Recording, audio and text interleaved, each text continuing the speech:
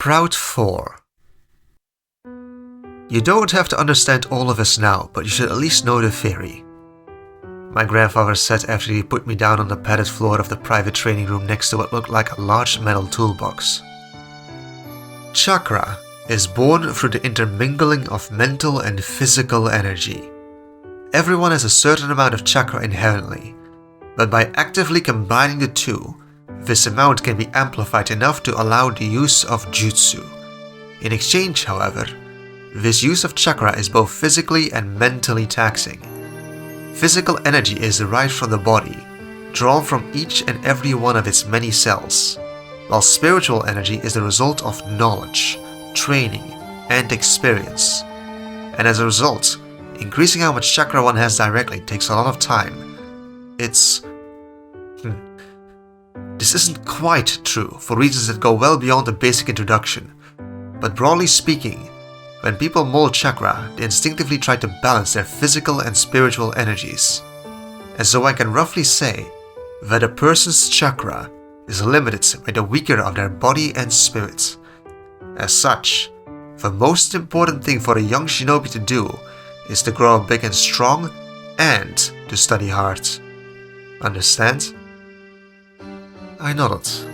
Seemingly pleased with that, he continued. But since increasing one's chakra can only be done slowly, through hard work and effort, if someone with a limited amount wishes to do more with what they have, they must learn to use it more efficiently, he said. This is why precise chakra control is vital for a shinobi, and why that's where we'll start with your training, since you can't afford to waste what little you have. As you grow, so will your chakra, but for now I don't recommend learning any jutsu. Even if you're able, it wouldn't be wise. Chakra control exercises are meant to be trained extensively, with as little wasted energy as possible. But once you begin to expand your chakra through jutsu, you'll realize just how quickly you can potentially exhaust it. It's entirely possible to leave yourself bedridden in mere minutes if you use a technique you aren't ready for, which can be dangerous to your health, and also just isn't an effective form of training, especially while you're still in development. You'll get more use out of spending a day practicing control, studying, or exercising than you would spending 10 minutes attempting a technique and the rest sleeping.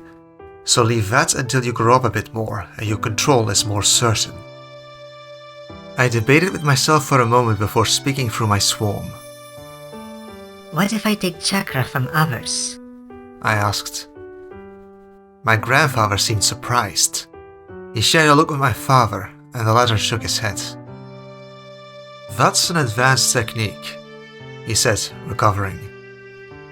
The Gekkaishu are generally reluctant to give up their food source, so it requires a great deal of experience and control to make them do so. Even if you can access their chakra, however, I still don't recommend using jutsu yet. I believe it's better to tell someone the risks so they understand my reasoning, rather than hide them and have them underestimated. But perhaps you've already noticed yourself that there are several factors that go into using a jutsu. The first is to mold and shape the required amount of chakra, which requires both the right amount of mental and physical energy and proper control. The second is to shape the chakra into a jutsu, generally with the use of hand seals.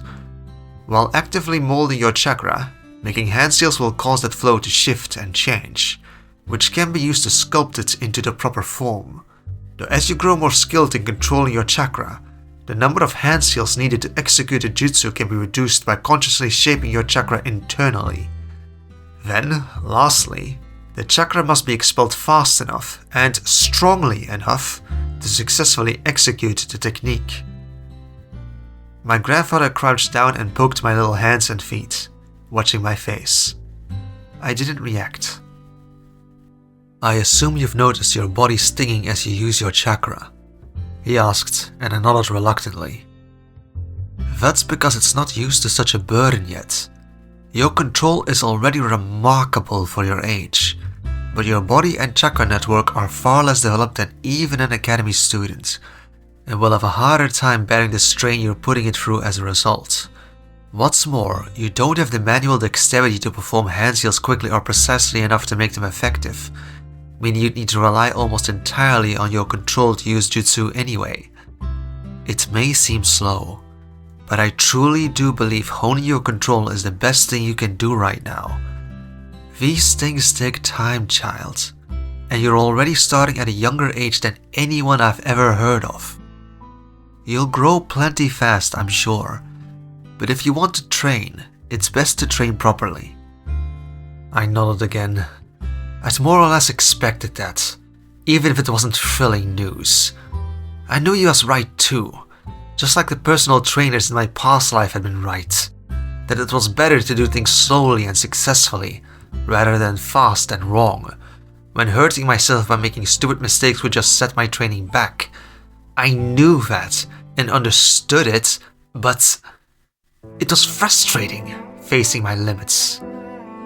On Earth Bet, during my time with the wards, I'd done everything I could to prepare myself to face the end of the world, which included training myself to the utmost. But in the end, my career had only been a bit over 2 years long, from April in 2011 to June in 13, plus maybe a month or two of basic exercises before I first went out. Finding out that the world was ending and that I'd be in the thick of it, I tried my best to make up for lost time, to give myself every possible edge I could, hoping that it would be enough. But time and again I'd hit a wall. First, my power stopped growing, my range reaching its seeming upper limit. Then I tried to train my body even more, to make up for it and squeak out the slightest advantage.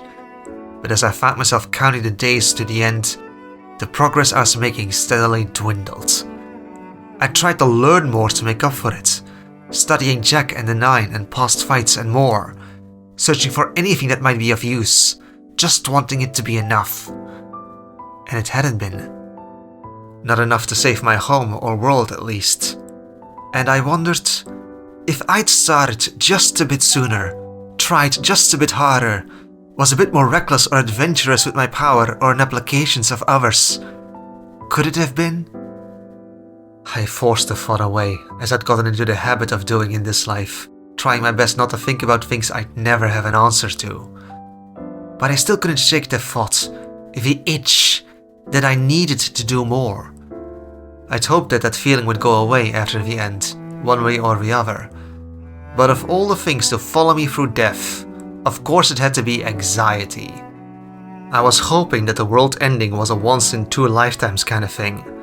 But I also knew that sometimes life doesn't work out that way, doesn't give you the leeway to do things at your own pace, or care that you weren't ready. Sometimes a genocidal maniac causes a world-eating alien to try and end all life. The odds on that had to be pretty low, all things considered, but clearly not so low that it hadn't happened. Also, Taura, my father interjected, breaking his silence and drawing my attention with my new name. Be careful when drawing chakra from others, especially civilians. I won't tell you not to do it. No one stops the Hyuga's prying eyes or prevents the Uchiha from copying. For it's the nature of a shinobi to use every advantage, and this is an advantage. But all the same, be careful and know what you're doing. Draining too much chakra can have severe side effects, leaving people immobilized, hospitalized, or even dead. Since there haven't been any reports of that, I assume you know the risks already and are being careful. But understand what you hold in your hands. While you're training, you can always ask us to lend you our chakra as well. My grandfather nodded at that before I did, though I wasn't sure if he was agreeing or just following my father's lead on that. Any other questions? He asked then. You said it was beyond this lesson, but is it possible to use more spiritual energy while making chakra and less physical? I asked. Again, he seemed surprised by the question and seemed to debate with himself for a moment before speaking. It is, certainly, he said. But changing the amount of physical and spiritual energy within one's chakra is a type of nature transformation. Specifically yin transformation if you're using more spiritual energy, and yang if you're using more physical. I don't recommend thinking about either of those things at this point either, as they're well beyond this lesson. I disagreed, for one simple reason. I was pretty sure I had a lot more mental and spiritual energy than physical, both because I was reincarnated into the body of a baby and because of the nature of my power. If the amount of chakra someone had was determined by the lesser of their physical and spiritual energy, then I suspected physical energy would always be the limiting factor of my chakra. But I might be able to compensate for that, at least to some degree, if it was possible to use this yin chakra. How much so would depend on the proportions, but just about anything had to be better than 50-50 for me. Is it too difficult? I asked. My grandfather hummed, scratching his bearded chin. It is and it isn't. On the basic level it's incredibly easy, but beyond that it's unfathomably hard, is how I suppose I would describe it. It's not too difficult to think of things that require more mental energy than physical, or more physical effort than they do thought, both of which would technically be forms of yin and yang transformation. But if I told you to punch a log, but to put precisely 3 times as much spiritual energy into it as physical energy, or to perform a task 95% with your body and only 5% with your mind, how would you go about doing it? Most people never learn such things at all, and those who do usually just learn to do it in a very specific way. Technically, the Abarame clan qualify as users of Yang Chakra, since the Kakaicho live within our bodies and feed upon us constantly from the day we're born, which requires more physical energy than mental, and members of the Akamichi clan train themselves in the same to convert calories into chakra to change size. But I don't know of many members of either that use any other forms of Yang Chakra. The Nara clan's shadow manipulation and the Yamanaka clan's mind techniques should require Yin Chakra too, yet I don't think I've ever seen any of them use Genjutsu either, though you'd think it'd be rather useful to them. I suppose you'd be the expert on this, though, Shibi. It's definitely not impossible, my father said while I was still processing the fact that these ninjas could do anything. But adjusting the proportions on the fly is very difficult. I tried to learn medical ninjutsu, but never quite managed it. I could make the chakra sometimes at home, but I had to be in the right mindset, and I couldn't do that consistently enough to pass the exams. The issue with yin and yang transformation is that they aren't a specific method. Every proportion besides 50-50 is a slightly different method, with its own uses and issues. And I trained in one of those combinations for decades, so I found that if I lost focus, I'd switch back to our clan's techniques, my Kakashi would respond, and then my concentration would fall apart. I imagine the same is true for the other clans, else I imagine Shikaku would use Genjutsu to hide his shadows. He looked at me for a moment, then... Still, it was worth making the attempt, he added. Even beyond that, nature transformation is precisely that, a change in the nature of your chakra, grandfather continued. You can't just use it interchangeably with normal chakra, because it will have its own properties. Yin chakra is used to give form to the formless, or something like that. That's not even getting into the difficulty of combining nature transformation with an existing technique, or applying shape transformation to it. Those are advanced arts that usually take years to learn, will put a great deal of burden on your chakra network and require a lot of concentration and control to use effectively. There will be time for all that later. What if I use multiple Tenketsu to reduce the strain on each one? I asked, and the two men paused, exchanging looks again. It was hard to walk on walls or water when I just focused chakra on a single point, but it was easier when I used all the points on my hands or my legs. Splitting my attention isn't an issue for me either. My father seemed confused by that for a moment, but my grandfather was quick to catch on. Through the bugs, you mean? He asked. You see what they see, hear what they hear, feel what they feel. I nodded. How many? All the bugs in the compound and a bit beyond, I said, which was true enough. I had a few blocks of range outside the compound, but I don't think he needed a precise amount to get the point. God, it's a wonder you haven't. He covered his mouth, rubbing his chin again. I understand. I suppose it's no surprise then that you learn fast, or that you'd be interested in making use of your abundant spiritual energy. Like I said, he was quick to catch on. Tell you what, grandfather continued. Promise to learn these chakra control drills, and we'll work on it together. I can't say yin chakra is a specialty of mine, but we can still try. Content with that, I nodded again. My father and grandfather exchanged looks again, and the former nodded. This may seem redundant, since you've already learned such methods on your own, grandfather said, then. But again, I believe knowing why is as important as knowing how. Normally, beginners start with concentration exercises, using a focal point to teach themselves to get a chakra in one place. Then, after becoming genin, they move on to tree climbing, where they gather a precise amount of chakra in their feet to stick to surfaces.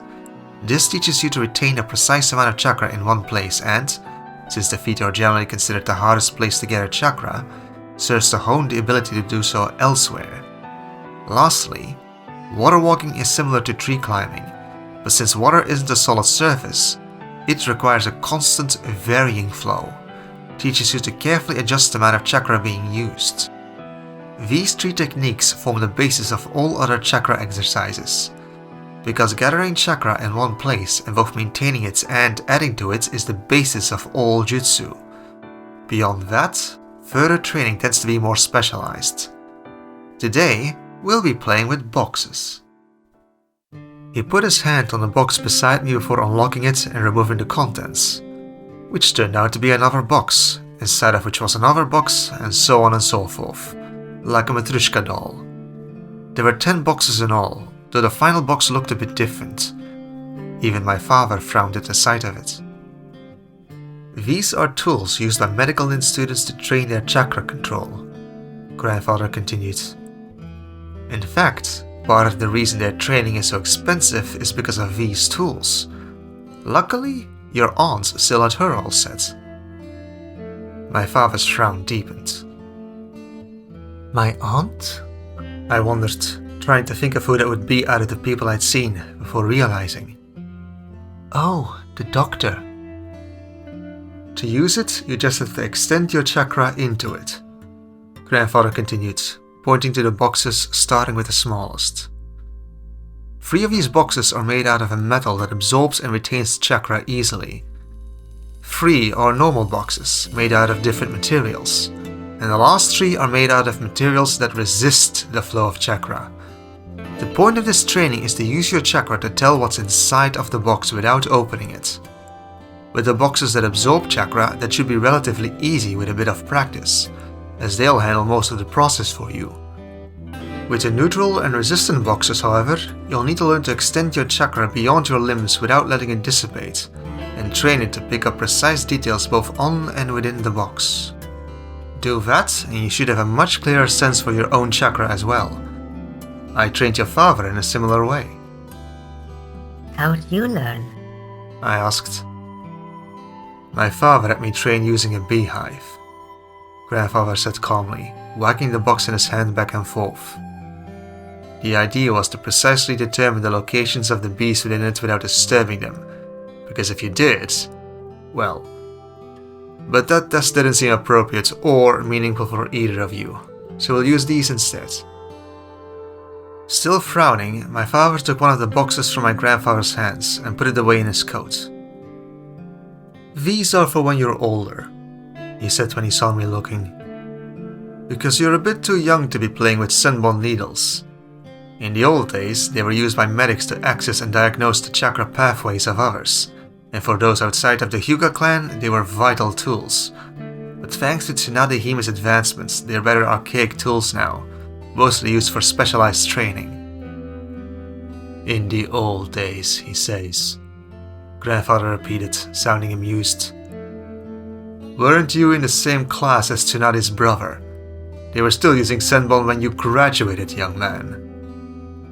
But not when I was trying to learn medical ninjutsu, father pointed out. They'd phased it out a couple of years before that, and Nawaki-san was in the year ahead of me, actually. At a guess, my father seemed to be in his mid-20s, so I could kind of see grandfather's point, but I kept it to myself. We'll start with the chakra conductive boxes, of course, grandfather said, getting back on track. Then neutral and then resistant. Then we'll start stacking different boxes inside of each other. Every day we'll change the object inside the box as well, making either the object or the changes smaller. We'll start with blocks with different shapes, then move on to the same block on different sides. Then we'll spell out words with the blocks and so on. Eventually, one of us will flow a chakra through the conductive outer box to simulate an interference of a patient's chakra. The final test for medical ninja students is 3 resistant boxes stacked inside one another inside a conductive box that the proctor flows their chakra through. My father said as if complaining to the heavens. Within the innermost box is the disassembled skeleton of an unspecified animal, and the test is to mentally reassemble that skeleton and draw an anatomical chart of it. If you can do that, they say it should be possible to start learning medical ninjutsu safely. But you're graded on the accuracy of the chart, your ability to maintain a chakra flow for the entire hour of the test, and how little chakra you used to do so. Can't say I miss any of that. But that's the goal for this training as well, grandfather said. Determine what's inside the box, maintain the flow around and through the box for as long as possible, and all the while expand as little chakra as possible. When you're older, we'll work on exertion training, but for now, the goal is to do as much as you can with the bare minimum. Normally this training takes years, but having gotten this far on your own, I imagine the conductive boxes will come to you quickly. The neutral and resistant boxes take both more chakra and more complicated methods, however. If you can stay focused and manage to tell me what's inside those, though, let's see. I'll get you a present. How about that? Is there anything you want to learn besides yin chakra, little bedbug? Since I already promised we'd learn that together when you were ready. Again, he seemed to know me pretty well.